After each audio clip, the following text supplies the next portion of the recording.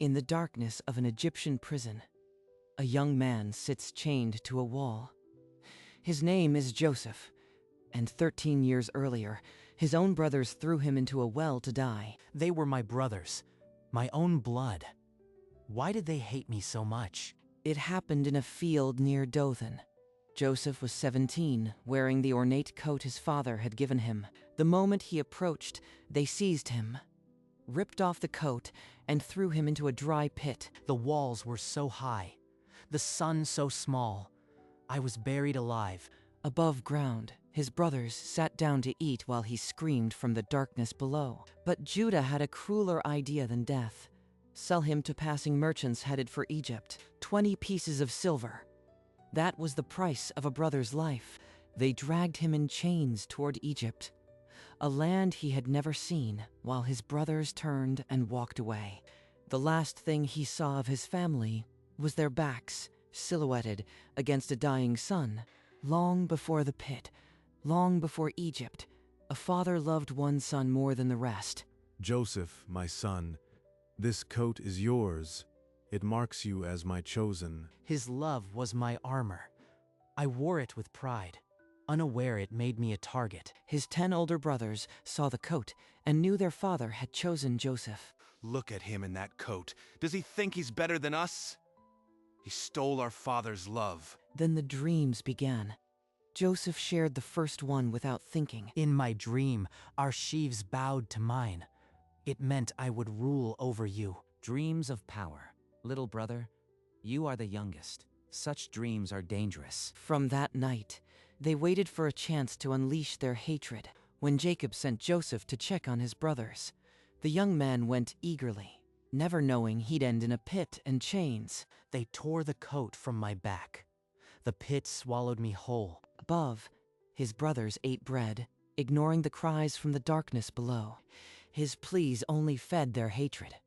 Simeon wanted blood, but Judah had a colder plan. A caravan of Ishmaelite merchants appeared on the horizon, an answer to their dark wishes. Why stain our hands? Let's sell him. We profit, and the dreamer becomes a slave. They hauled Joseph from the pit. For a brief moment, he believed he was saved. They're not freeing me. They're bargaining my life away. For silver coins, Joseph's life was forfeit. His brothers turned away without a backward glance. With Joseph gone, they turned to the coat, the hated symbol of their father's love. They slaughtered a goat, dipped the colorful cloth in blood, and prepared the lie that would shatter their father. They held the coat up to their father, a masterpiece of color, now drenched in crimson. It is my son's coat. A vicious beast has devoured him. Joseph is torn to pieces. Jacob tore his robe, put sackcloth on his loins, and mourned many days. No comfort could reach him. Far away, Joseph felt the burn of rope on his wrists as the caravan cut a path toward the Egyptian border. In the crowded slave market of Egypt, he was stripped to the waist and displayed like livestock. Potiphar, a high-ranking officer, examined the young man, then nodded to the seller. I am nothing, a Hebrew slave in Egypt, but my spirit will not die in this place. The transaction was sealed. Joseph changed hands for silver, as he had been sold before. He arrived at Potiphar's estate, an elegant house of Egyptian columns and lush gardens. And in that foreign household, surrounded by idols, one truth held fast: God was with Joseph. Within months, Potiphar saw that everything Joseph touched turned to success. He placed the entire household under Joseph's command, holding nothing back except his own wife. For the first time since the pit, I have purpose. This is more than a slave's duty. The Hebrew slave rose to the top of an Egyptian officer's house, a quiet miracle that could only be explained by the favor of God. But there was one person watching Joseph's ascent with a darker hunger: Potiphar's wife. This young man is not like the others. There is a strength in him that draws me. She began to find excuses to be near him, her eyes tracing him longer than was proper. You handle everything with such grace. A man like you shouldn't be a servant. Why does she look at me that way? I must guard my heart and my master's trust. He resists now, But I will find a way. He will be mine. One afternoon, with every other servant outside, Potiphar's wife cornered Joseph alone. She grasped his robe and pulled him close. Lie with me. You want this as much as I do. How can I do this and sin against God? I will not betray my master. He twisted from her grip and ran, but his outer robe stayed tight in her fingers. She stared at the torn cloth. Then her expression curdled from lust to venom. The Hebrew slave attacked me. He came to force himself on me, and I screamed. When her husband returned, she held the garment as proof and repeated her story. Potiphar's rage needed no investigation. He ordered Joseph dragged to the king's prison. Inside a stone cell, a bronze chain on his ankle, Joseph sat in darkness, and God was with him. The warden soon recognized the same favor Joseph had carried since the pit. He appointed Joseph to watch over 2 new prisoners, the chief cupbearer and the chief baker, fallen from Pharaoh's favor. We're troubled by dreams we cannot understand. God can give the meaning. Tell me your dreams. I saw a vine with 3 branches. It budded, blossomed, and clusters of ripe grapes grew. The 3 branches are 3 days. Within 3 days, Pharaoh will restore you. Remember me when you are free. The baker shared his dream, birds eating from the basket on his head, and Joseph gave a hard truth. In 3 days, Pharaoh would hang him. On the 3rd day, Pharaoh's feast celebrated his birthday. He restored the cupbearer and executed the baker, exactly as Joseph said. The cupbearer hurried from the prison, but as he left, he promised to mention Joseph to Pharaoh. He will speak for me. This might be my way out. But the cupbearer forgot. Days stretched into weeks, then months. Joseph remained in chains, while the cupbearer served Pharaoh in comfort. 2 full years passed inside that stone belly of Egypt. The man who promised help never spoke Joseph's name. He promised. He looked me in the eyes and promised. Why did I ever think a slave's word would matter? The pit, the slave block, the prison. Where is justice? Where is the God who sends dreams? Yet the same phrase that had followed Joseph since Canaan still whispered through the prison walls. I will not curse God. Even here, even forgotten, I will trust. And God was with Joseph, in the prison, just as in the house of Potiphar, just as in the pit, in the quiet hours. He remembered the darkness of that dry well and knew his God had never left him. And though no one remembered him, something was about to shift. Something is coming. I can feel it in the stillness. Pharaoh stood by the Nile in his dream. 7 fat cows rose from the water, beautiful and sleek. Then 7 thin, ugly cows devoured the fat ones. He woke gasping. He summoned every magician and wise man in Egypt, but not one could explain the dreams. My lord, I remember a Hebrew slave in prison who interpreted my dream. He was exactly right. Pharaoh sent for Joseph. Guards shaved his head, dressed him in fine linen, and rushed him to the throne room. He stood before the ruler of the mightiest empire on earth. I have heard that you can interpret dreams. Can you do this for me? I cannot, but God will give Pharaoh an answer of peace. Father Jacob's God, do not abandon me now. The fate of nations waited on the next words. Joseph spoke plainly. The 7 good cows were 7 years of abundance across Egypt, but the 7 thin, ugly cows, they were 7 years of famine so severe that the plenty would be forgotten. Now let Pharaoh appoint a wise man to collect 1/5 of the harvest during the good years and store it against the famine. That way the land will not perish. Can we find anyone like this man, one in whom the Spirit of God dwells? Since God has shown you all this, none is so discreet and wise as you. You shall be over my house. Only in the throne will I be greater than you. He took his signet ring and placed it on Joseph's finger, arrayed him in fine linen, and put a gold chain around his neck. He made him ride in the 2nd chariot, and men cried before him, "Bow the knee." Thus was Joseph set over all Egypt. From the pit to this. God, you have done more than I ever dreamed. The 7 years of plenty came, Joseph stored grain like sand of the sea, beyond measure. Then the famine struck.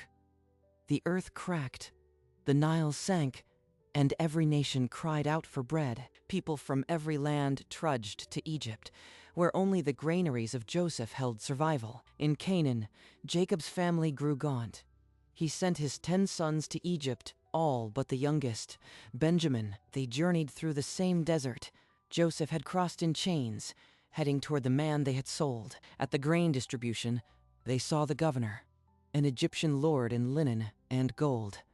Impossible to recognize. 10 men in dusty robes fell prostrate before the one they had thrown into a pit. They don't know me. They see a stranger in Egyptian robes, but I see Simeon, Judah, the hands that ripped my coat, the dream. My sheaves stood tall, and theirs bowed. God, is this the moment? Joseph's voice came out harsh, filtered through an interpreter. He gave them no softness. You are spies. You have come to see the weakness of our land. No, my lord, we are honest men, 12 brothers, the youngest with our father, and one is no more. Prove your words. Leave one of your brothers here as a prisoner. Take grain and bring me your youngest brother. He took Simeon and bound him in chains before their eyes, then sent them away. Before they left, Joseph commanded his men to fill their sacks with grain and secretly return each man silver. On the journey home, they opened a sack and found the silver.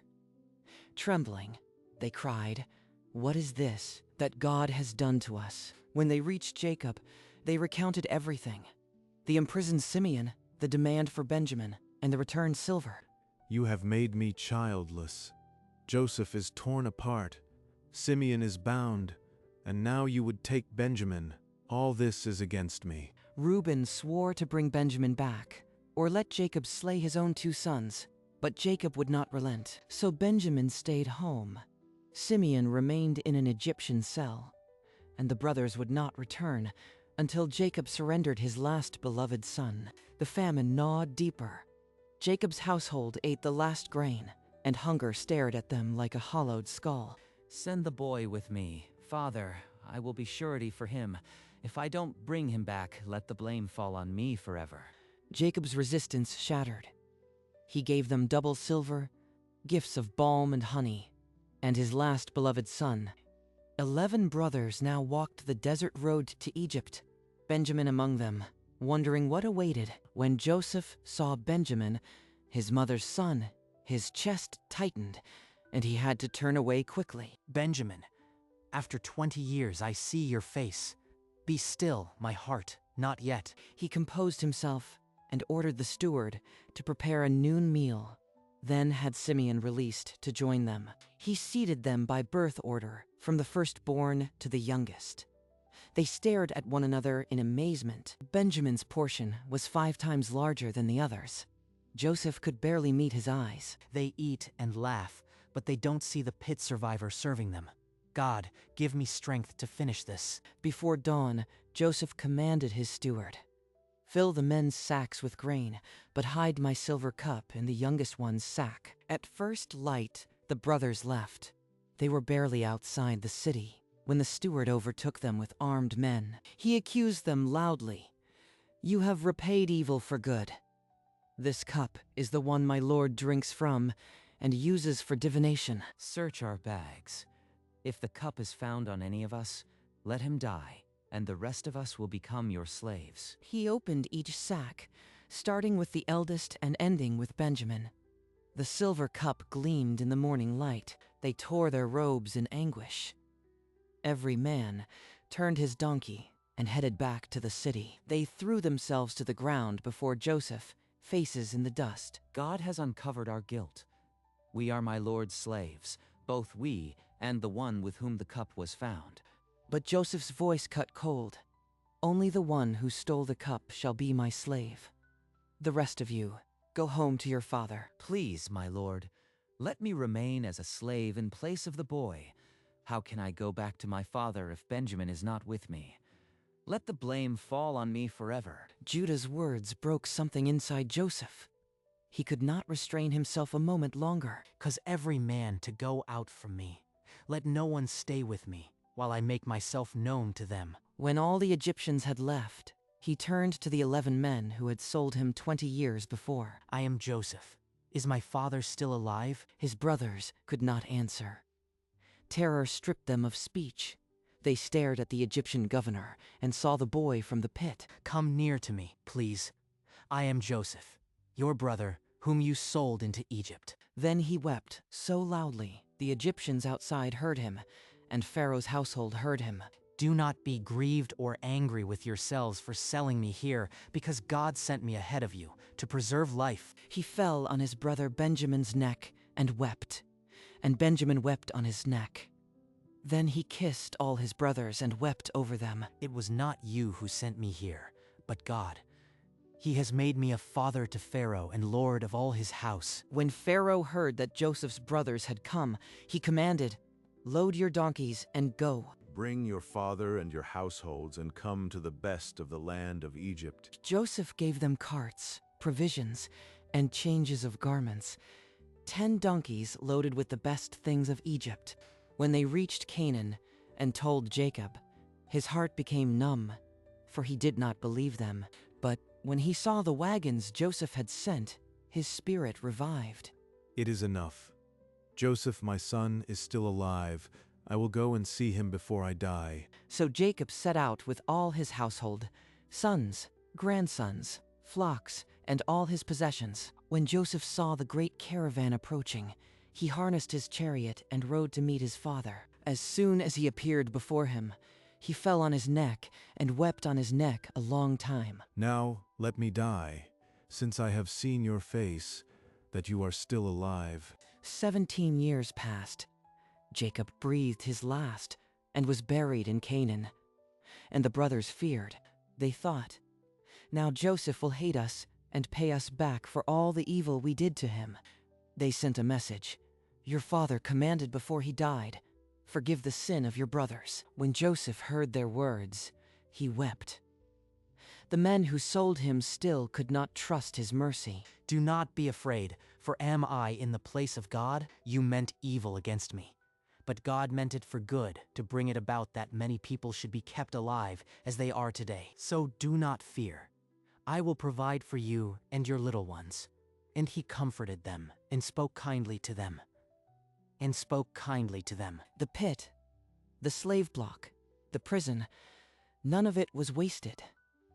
God had woven a rescue plan through the worst betrayal. The famine ended, but God's purpose never did.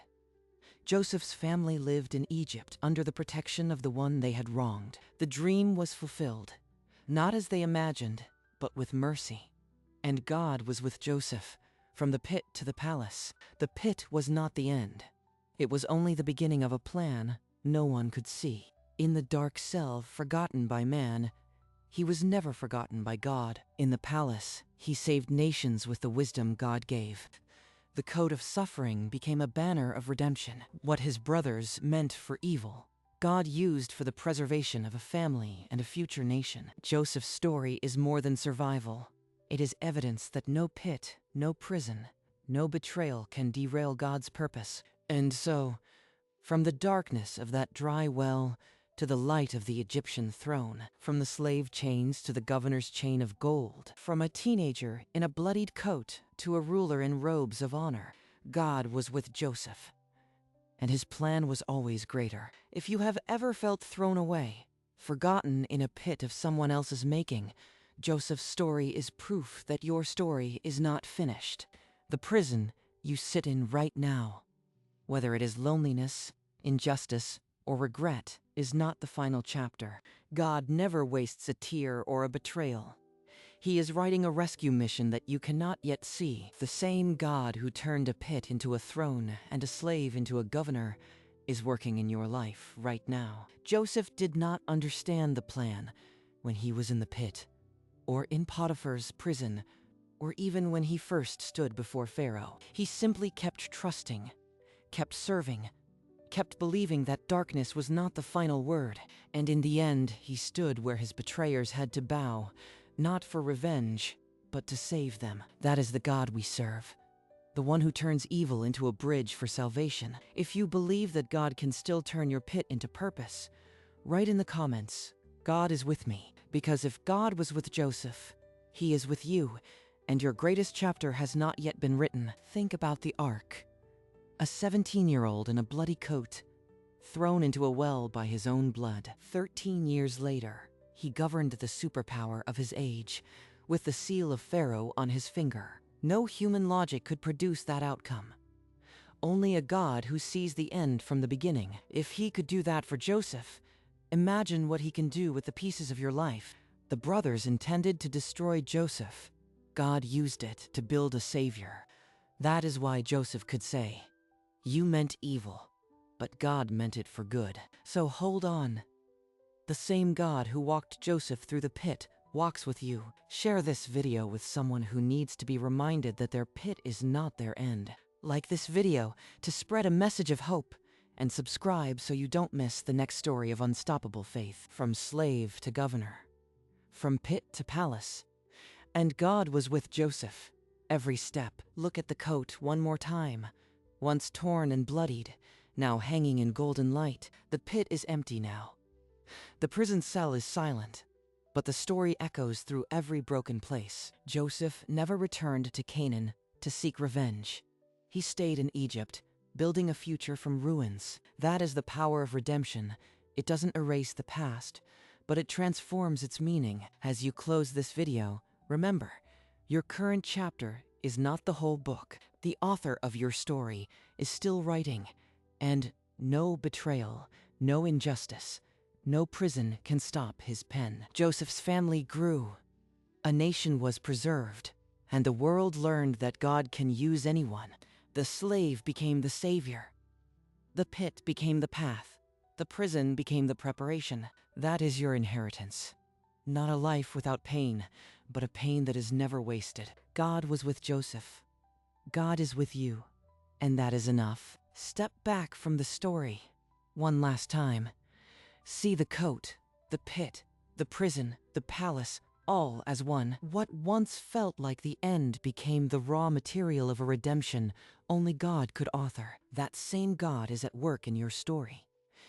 Every tear, every wrong, every dark corridor. He does not cause suffering, but he weaves it into a purpose that outlasts the pain. You may not see the outcome today, but the same God who rewrote Joseph's ending is writing yours. Hold on to faith. Hold on to hope. Hold on to the one who never let Joseph go. The pit is empty. The prison is silent. The palace stands, and the coat shines in the sun. If this story stirred something in you, share it with someone who needs to remember that God is with them. Subscribe and turn on notifications.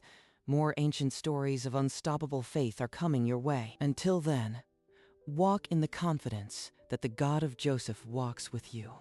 He is not finished yet.